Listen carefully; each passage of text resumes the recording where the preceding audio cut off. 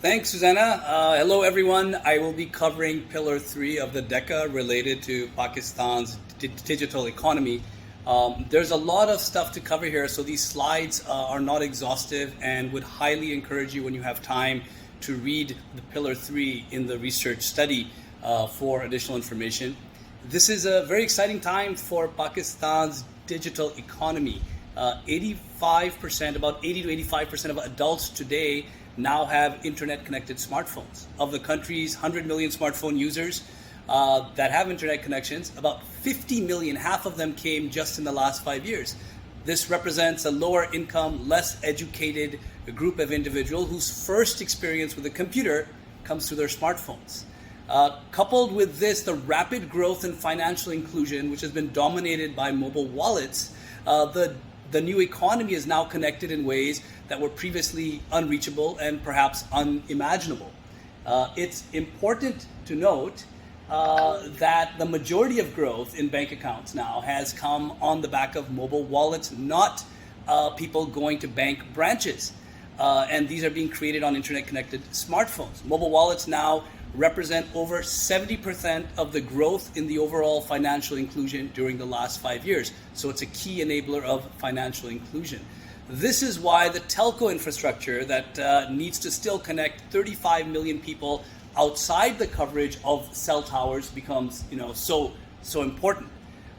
For financial inclusion to progress, the digital infrastructure, as mentioned earlier, must be expanded. These are the essential rails. However, once users have coverage, the next problem becomes the actual affordability of those smartphones. The price points are still out of reach for a large segment of the lower income strata of society. Without smartphones, these people are becoming increasingly excluded from the new economy, threatening to widen the socio-economic gap. As smartphone connected users continue to grow and deeply penetrate micro and small business owners, an unprecedented opportunity has now been created. People from remote, economically challenged areas of the country can now easily connect to markets locally and globally through e-commerce and digital payments. So, how do these, next please, how do these fit in with USAID priorities? Considerable economic activity will be created as a result of the opportunities that I just spoke about. This aligns well with DO1, IR 1.3. Additionally, increasing device ownership is a part of the Economic Recovery and Development Activity, ERDA, and SMEA can accelerate its objective by following a few of the items that I've just spoken about related to enabling e-commerce for the micro, small, and medium enterprises. There's a rapidly growing ecosystem of fintechs and startups that have started to address many of the challenges that I have just spoken about. This has been fueled by a historic increase in venture capital investment in the country, primarily from funds investing in Pakistan from overseas for the first time. Starting from just $2 million in VC investment in 2008, investors now are today on target to pump over $250 million into startups. Several MSME mobile e-commerce platforms are now marketing their services. Many of them have raised millions of dollars to execute their plans. Jazz initiated a smartphone pilot to lend smartphones, but it ended because the loan losses were around 40%.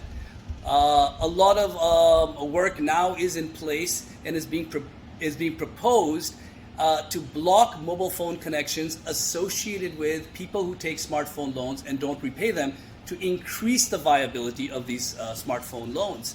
So a lot of stuff is already happening in the ecosystem. So what can USAID do?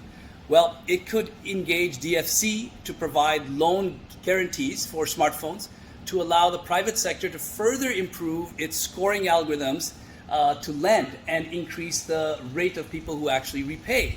And this will create economic viability for this to be a sustainable activity in terms of loans to individuals. The mission can also partner with e-commerce related startups that are now investing a lot of their own cash and money and investor money into bringing the micro and small retailers and sellers into the e-commerce fold, which is a shared objective. Furthermore, the mission can now connect the fast-growing local e-commerce ecosystem with global marketplaces such as Amazon and eBay, and help local small SMEs grow through international sales. So making this, doing this matchmaking and making the connections and allowing this ecosystem to grow will involve training related skills and partnering with startups and innovative organizations that have already made notable traction in this area. Next slide, please. So the second recommendation of Pillar 3 is supporting the continued growth of the digital economy by the creation of a more robust talent pool in this area.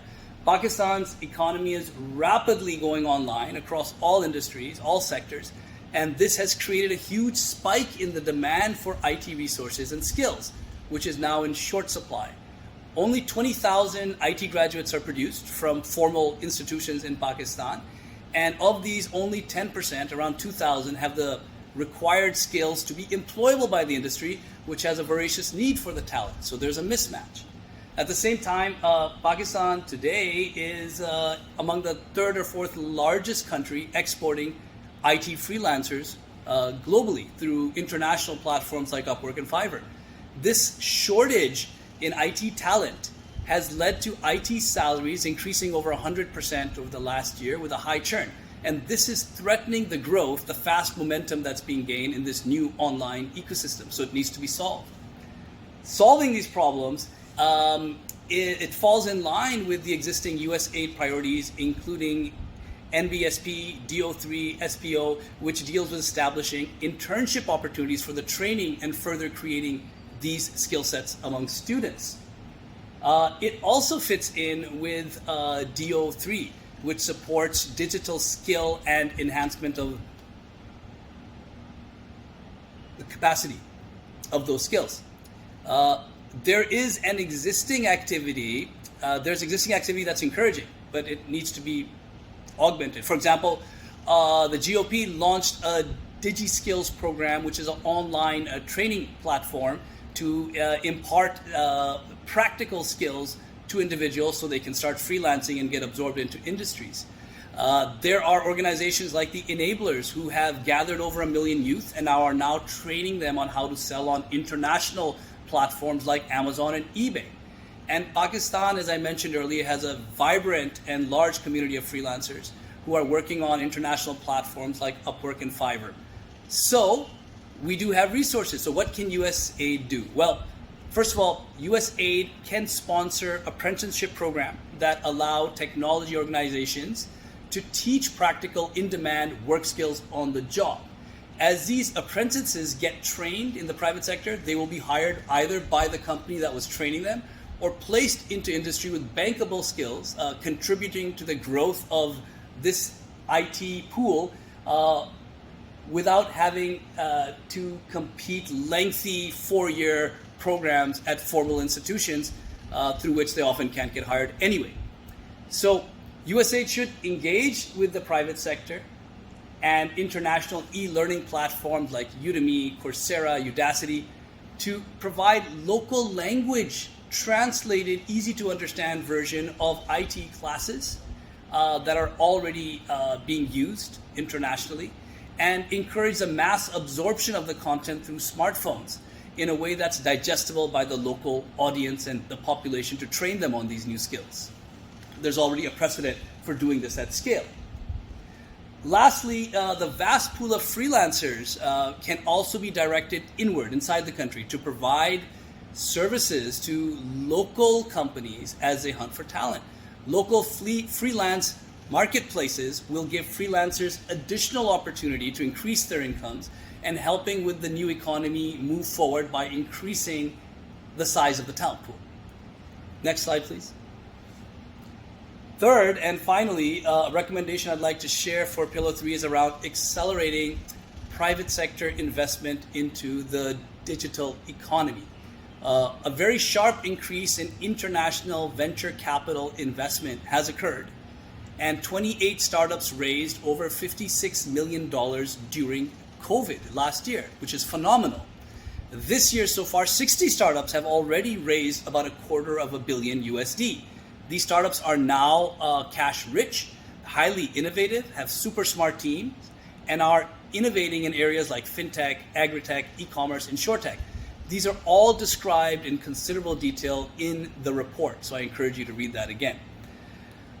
The recommendation here aligns with increasing MSME activity in DO3, as well as accelerating investment in energy and economic recovery and development. Other organizations currently, such as the World Bank and IFC, are investing in newly created local VC funds, such as Gobi Ventures, Sarmayakar, Indus Capital, and I2I. And by investing in these funds, it allows them to absorb more risk and invest in more innovative startup, which in turn grow this entire ecosystem. USAID is well positioned to form a global development alliance, a GDA, to connect the private sector and the public sector to interoperate directly within the startup's actual applications, increasing access to services and providing new use cases and revenue streams to grow innovative organizations and startups. This will unlock considerable potential and value and create more useful digital use cases that will in turn grow the innovative ecosystem of this new economy. DFC can be engaged and learnings can be leveraged from USAID Catalyze to de-risk capital investment in emerging local VC funds through currency, risk insurance, and other instruments. So these are just a few salient items of Pillar 3. Again, this ecosystem in Pakistan is now rapidly growing, and it's a universe with very nuanced moving parts. I highly encourage everybody to read the Pillar 3 details in the report if you have the opportunity to do so. It's an exciting time. Over. Great. Thank you so much, Monis, and the rest of our team. Just briefly.